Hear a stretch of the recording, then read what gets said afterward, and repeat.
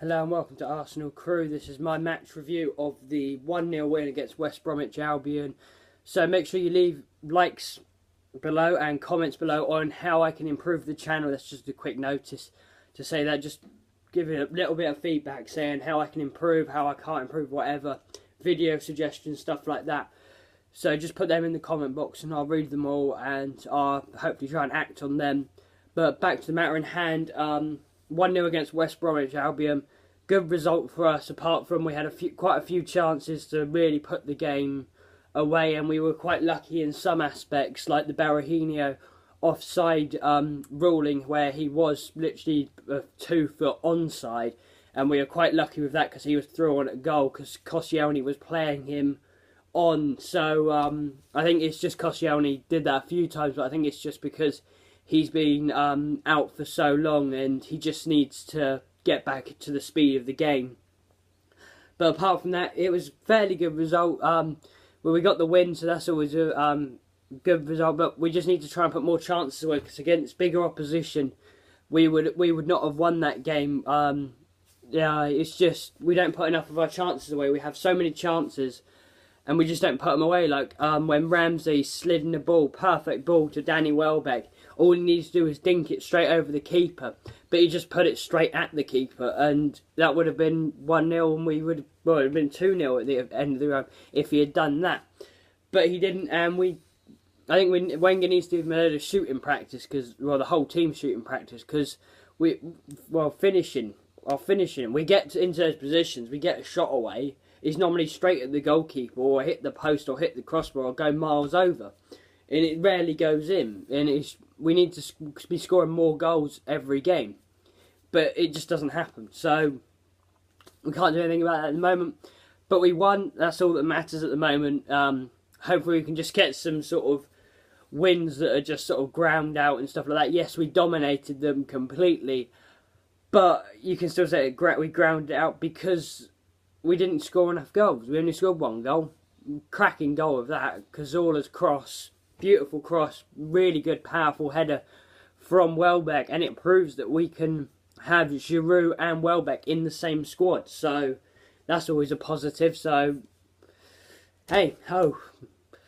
But we've got our next match is, I want to think now, Southampton at home. That's going to be a really hard game, and we really need to put our chances away there because, well, obviously I'm from the South Coast. Southampton's my nearest Premier League team. It's not my local team, but it's my nearest Premier League team, so I know them quite well. And they're riding high at the top of the table. Well, riding quite high at the top of the table.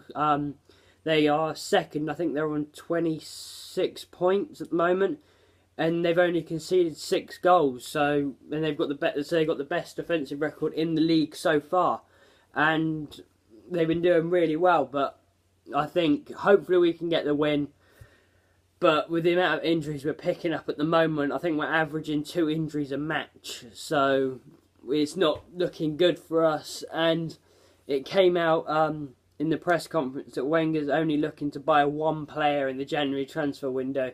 If he buys 1 player in the January transfer window, we will be in the same position we are in the moment, because we need more than 1 player at the moment as we're talking now.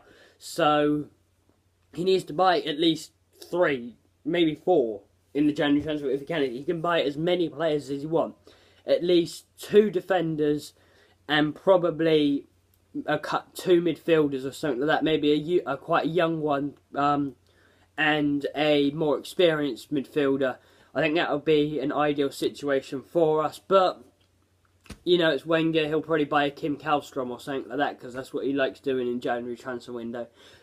Getting players we don't really need, and even though he knows what we need, we get something completely different, so you never know. But if you watch my other video about the Wenger out protest, you would have seen that I was talking about the banners that were rumoured to be going up at the Emirates at the Borussia Dortmund game.